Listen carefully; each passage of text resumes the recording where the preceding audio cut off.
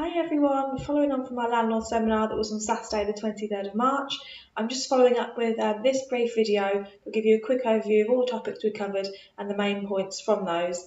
It won't be as lengthy as the seminar was and I won't be going into as much detail, but it will give you a quick overview.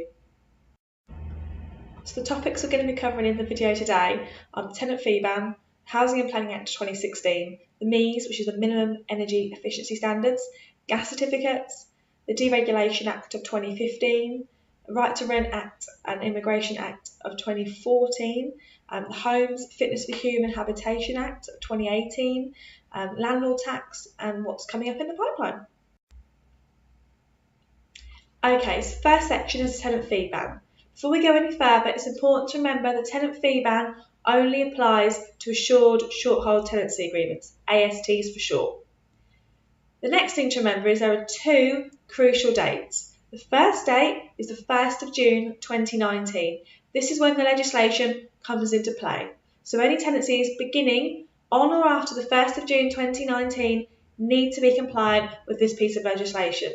The second date is the 1st of June 2020. This is when the legislation becomes retrospective. So any tenancies at all need to be compliant with the law from this date. Something you need to consider with the tenant fee ban is it isn't just affecting tenant fees. The deposit amount that you are allowed to take has been capped to 5 weeks. You cannot take more than 5 weeks deposit on an AST tenancy agreement. Okay, next up, how long you can hold a holding deposit for. We can't charge tenants admin fees anymore, so now we have to look at a separate alternative to ensure that these tenants are prepared to make a financial commitment. Therefore, we're allowed to take a week's worth of holding deposit from them. It's important to make sure these tenants know that you are taking this holding deposit to pay towards their first month's rent. It's also important to know that you can only hold this amount for 15 days. If you wish to hold it for longer, you need to get written consent from your tenants. Lastly, the government has put an initiative out there for local councils and authorities to make sure that these laws and legislations are followed up on. And therefore, the first offence against this legislation will hold a fine of £5,000 and the second offence or more is £30,000 thereafter. Okay, so next up is the Housing and Planning Act of 2016. There are a few key things to look at on this. Obviously, it's not a new piece of legislation, but there are a couple of changes that have been made that you need to be aware of, and also just a reminder of some of the other information as well. So when you fail to comply with the Housing and Planning Act 2016, there are 3 potential penalties that could be levied against you. They are a rent repayment order, a banning order, or a fine penalty. The fine has now been increased and can be up to £30,000. Previously, it was up to £25,000. So as you can see, they are stepping up the severity of penalties that are put on landlords that are failing to comply. Things such as failing to comply with an improvement notice, something that councils are really cracking down on, and it's important to remember that as landlords, you are not above the local authority. If they instruct an improvement notice on your property, you must comply. Okay, so next on the list is the MEES, the Minimum Energy Efficiency Standards. There are 4 key dates when it comes to the MEES, and it's a really quick and easy piece of legislation to understand. Date number 1, already in play and has been for a little while, was 1st of April 2016. At this date, tenants could demand improvements on a property. Quite straightforward. Date number 2, again already in play, was the 1st of April 2018. At this point in time, any new tenancies that were taken out required all properties to have a minimum of an EPC rating E. Okay? The third date is the 1st of April 2020, which actually isn't that far away. That requires all tenancies retrospectively to have an EPC rating of nothing lower than an E. This is something we need to look at now. We need to start putting actions in place to ensure we are compliant by the 1st of April 2020. There's no point in waiting until that date and then panicking. And the final date, the 4th date, is the 1st of April 2023. And for this, it means that all commercial properties must also have a minimum EPC rating of an E. Okay, so next topic is gas certificates. Quite straightforward, we're just touching up on this to give a reminder out to everyone of certain information. So there's 2 points we're going to cover. The first one is that you must serve a gas certificate within 28 days of a safety check having taken place. This gas certificate must be served on all tenants. So leaving a copy in the property isn't always seen as completely complying with this legislation. You must ensure all tenants have a copy of the certificate. And the second point is you need to obviously reissue the certificate at the start of every new tenancy. Okay, moving on, we're on to the Right to Rent and Immigration Act of 2014. This piece of legislation came into play on the 1st of February 2016, and from this date, we have to confirm that every occupant that's in a property that is rented on new tenancy that's aged 18 or over has the right to rent in the UK. As I say, this does include permitted occupiers, so even if you've got a family that have got older children, we still have to confirm their right to rent in the UK. There are 3 easy steps to confirm someone's right to rent, and they are obtain, check, and copy. So you obtain someone's identity, so whether that be a passport or two documents from the second list. You then check it against the person. This needs to be done in person, and you make a copy of that and keep that on file. Okay, so we're now on to a really new piece of legislation, the Homes Fitness for Human Habitation Act of 2018. This is brand new. It came into law on the 20th of March 2019, and so we are still getting to grips with it and we are still learning about it, so bear with me. But basically, it's been brought in to improve standards in the private and social sector.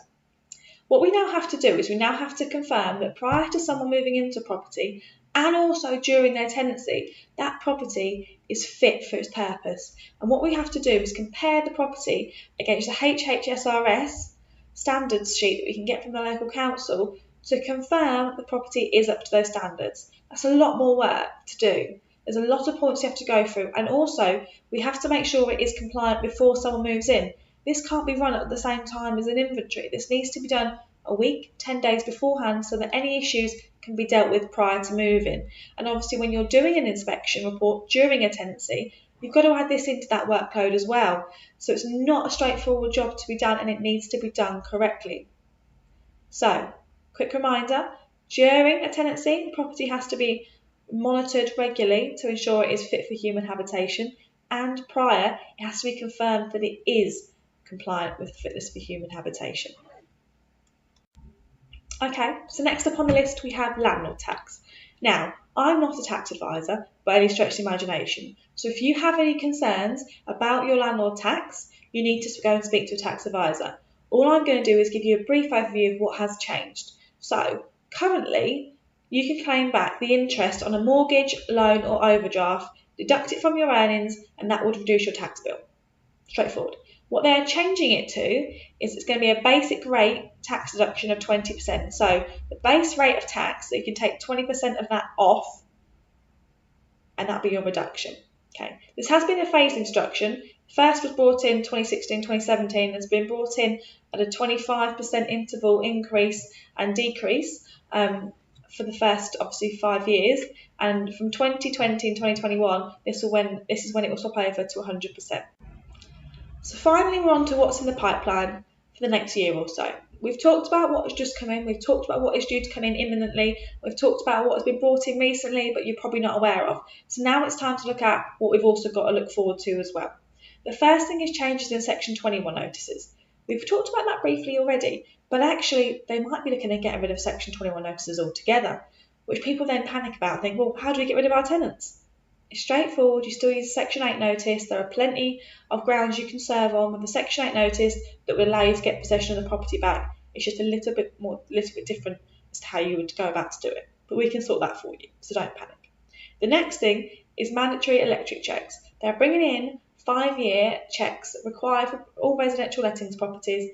They think it will be this year. I imagine it would be because it's a little bit behind, obviously, gas safety certificates and things like that. And it's quite an important part of legislation that needs to come in.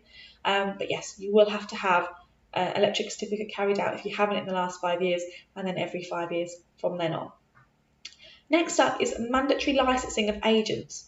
New House and myself in particular are licensed agents. I'm a member of ALA, which basically is a governing body.